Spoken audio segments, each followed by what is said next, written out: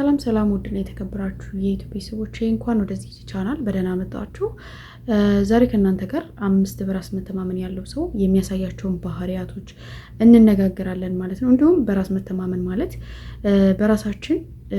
ራሳችንን ማወቅ፣ መርምረን ራሳችንን ማግኘት እንዲሁም ደግሞ ውስጣችንን እንዴት ነው በራስ መተማመን ያለው ሰው ምን አይነት ባህሪ ያሳያል፣ እንደዚህ ውስጥ ደግሞ በራስ መተማመን ራሱ ማለት ምን ማለት ነው የሚለው እናያለን ማለት ነው። በራስ መተማመን ማለት ራሳችንን መርምረን ማወቅ፣ የምንፈልገውን ነገር ማወቅ እናም ደግሞ በራሳችን መወሰን፣ የምንፈልገው ቦታ ላይ በማንኛውም ቦታ ላይ ራሳችንን መርምረን ካወቅን ያ ሰው በራስ መተማመን አለው ሊባል ይችላል። ስለዚህ እነዚህን 5 በራስ መተማመን ያለው ሰው የሚያሳያቸው ባህሪያት ምን ምንድን ናቸው የሚለውን እስከ ቪዲዮ መጨረሻ ላይ በመከታተል ማወቅ ትችላላችሁ ማለት ነው። እንዲሁም ደግሞ በመጨረሻ ላይ እጅግ በጣም ወሳኝ የሆነ አንድ ሀሳብ ወይም ደግሞ እንደ ቲፕ የሆነ ሀሳብ ሰጣችኋለሁ ማለት ነው።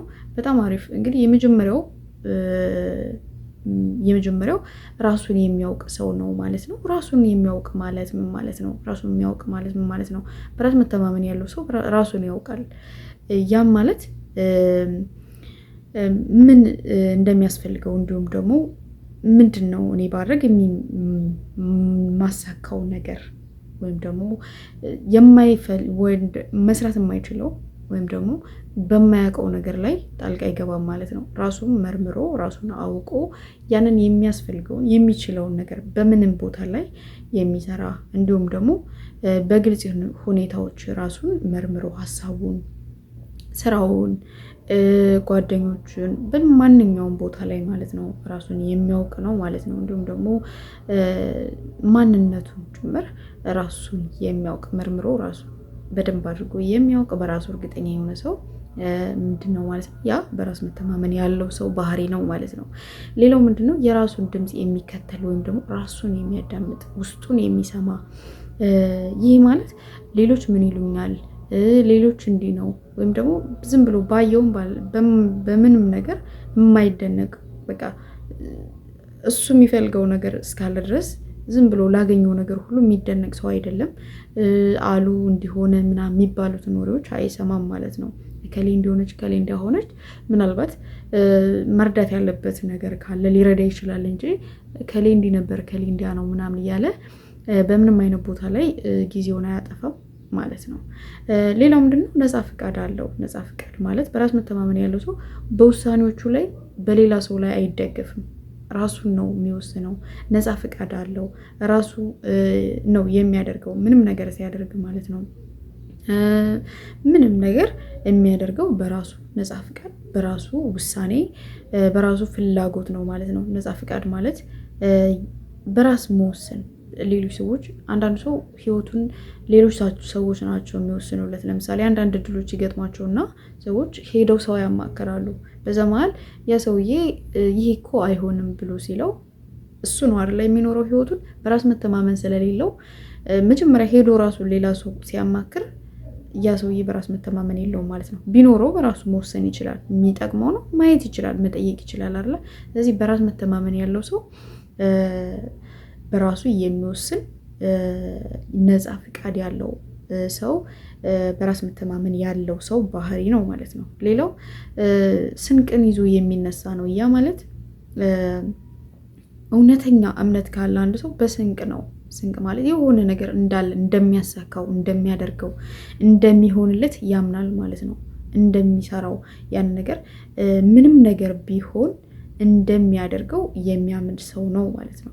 ያ ማለት ለምሳሌ ማሳካት የሚፈልገው ስራ ሊሆን ይችላል፣ ትምህርት ሊሆን ይችላል፣ ሌሎችም ምናልባት ሌላ ሀገር የሚሄድ ሊሆን ይችላል፣ ምንም አይነት ነገር ሊሆን ይችላል። ለምሳሌ ስፖርት መስራት ሊሆን ይችላል፣ ሰውነቱ ላይ ማምጣት የሚፈልገው ቅርጽ ሊኖር ይችላል። ስለዚህ ያንን ነገር በእምነት ነው የሚጀምረው፣ እንደሚያደርገው በእርግጠኝነት ስሜት ማለት ነው።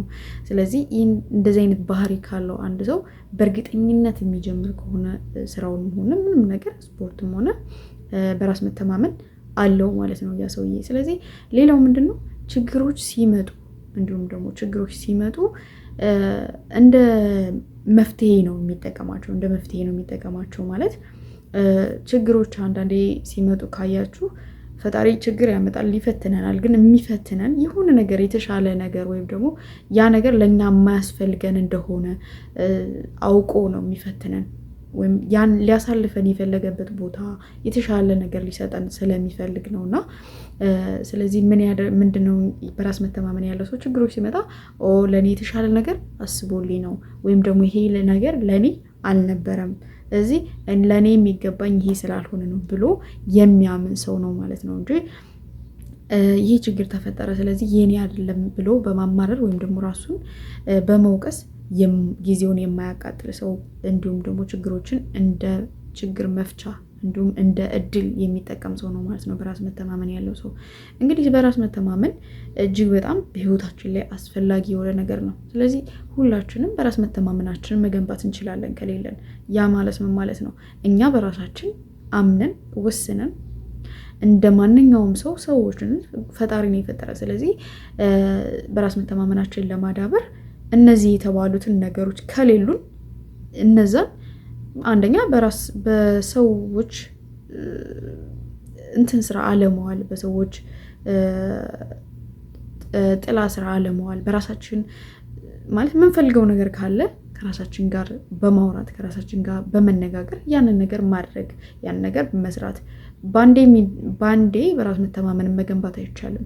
ስለዚህ በድግግሞሽ በመሞከር እንዲሁም ደግሞ ቀን በቀን ያንን ነገር በራስ መተማመን ለማዳበር በመፈለግ በፍላጎት ከዛ በላይ ደግሞ በድርጊት በተግባር በራስ መተማመናችንን ማሳደግ እንችላለን ማለት ነው። ስለዚህ ቤተሰቦች ዛሬ ይዤላችሁ የመጣሁት የነበረው ሀሳብ ይሄንን ይመስላል። በእርግጠኝነት ይህን ቪዲዮ እንደወደዳችሁት እኔ አምናለሁ። ለእኔ እጅግ በጣም የጠቀመኝ ቪዲዮ ወይም ደግሞ ሀሳብ ስለሆነ ነው ለእናንተም ሼር ያደረጓችሁ። ስለዚህ ይህን ቻናል ላይክ፣ ሰብስክራይብ እንዲሁም ደግሞ ኮሜንት በማድረግ ይህን ብታስተካክሉ ብትሉኝ ደስ ይለኛል። ሌላም ደግሞ ይህ ቪዲዮ ሊጠቅማል ለምትሉ ሰው ሼር እያደረጋችሁ እንዲጠቀሙበት አድርጉ። የወደዳችሁት ከሆነ ይህ ቪዲዮ እንደ ወደዳችሁ ሼር አድርጉኝ። ከዚህ በተረፈ በሌላ ቪዲዮ እጅግ በጣም ጠቃሚ በሆነ ቪዲዮ እስከምንገናኝ ሰላም፣ ጤና፣ ፍቅር፣ መትረፍረፍ እንዲሁም ደግሞ ደስታ ከእናንተ ጋር እንዲሆን እመኛለሁኝ። እስከ መጨረሻው ስለተከታተላችሁኝ አመሰግናለሁ።